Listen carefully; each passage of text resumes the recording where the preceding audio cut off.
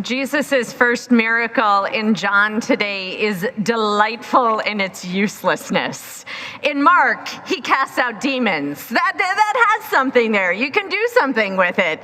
In John, Mary decides it's time, and Jesus makes enough wine for everyone to be so unbelievably hammered.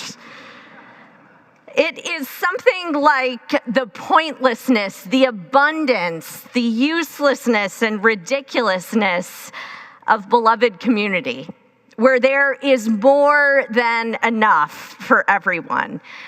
And it is so interesting and fitting that we get this gospel text, the beginning of Jesus' ministry in John, on Martin Luther King weekend, when we honor and celebrate one of our American and Christian heroes who set out a vision of abundance for all people.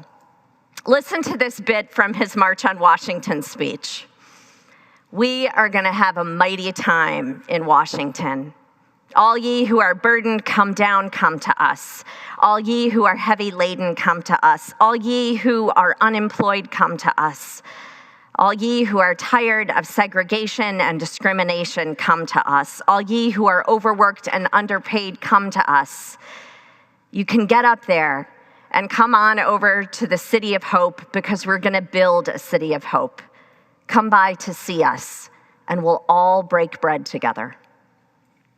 Or as he preached up in Winnetka in 1965 in his first sermon to an all-white suburb, "God is not interested merely in the freedom of black men and brown men, but God is interested in the freedom of the whole human race, the creation of a society where all men will live together as brothers, where every man will respect the dignity and worths of every human." What joy, what potential, what a vision of what could be. Work enough and resources enough that one can enjoy the fruits of a labor at a wedding with wine for days.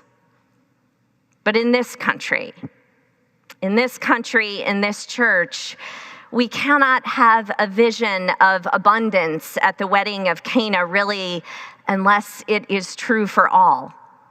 As Kelly Brown Douglas said in the piece that we read at Lessons and Carols, as long as there's one person that does not understand the justice and feel the justice of God, one person that is not free to live fully into the sacredness of who God has created them to be, then we're not there yet. And our history as a people of St. Luke's implicates us in this history. In the project of archiving photos of St. Luke's over the last year, the archives team came across a picture from a 1927 minstrel show put on by the Men's Club of St. Luke's, complete with many of the men of St. Luke's in blackface. All men of St. Luke's were automatically part of the Men's Club. And at the welcome table in the back, you can see a copy of the register and the photo and the article that accompanied it about the minstrel show. That act was racist then, and it is racist now. And 100 years from now, if God willing, there is still a St. Luke's, they will be appalled at things that we have done. But that doesn't absolve us from doing better when we know better and doing our part so that all of God's people can be part of the banquet and live in freedom. So here are a few ways that you can be part of helping repair so that more and more and more people can be part of the banquet at Cana. First, race is a defining characteristic of the U.S. carceral system, with people of color experiencing disproportionate rates of incarceration and at every step of the carceral system. For the last year, our One Parish, One Prisoner team has been working with a client, Rafi, as he prepares for release on January 31st.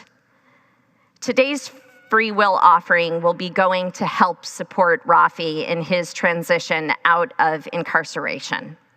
So any cash received in the offering plate or otherwise undesignated will go to One Parish, One Prisoner. There's also a QR code and instructions in your program.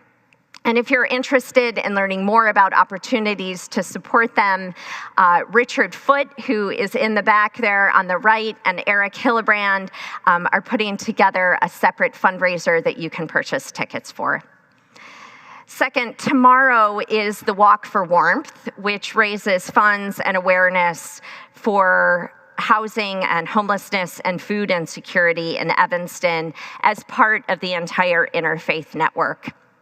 This year, we have added a challenge to St. Luke's and have taken on the Unitarian Church of Evanston in raising dollars and walkers. We are currently slightly ahead of them, and all for the sake of justice, we could absolutely smother them if you were to say register to walk or donate today.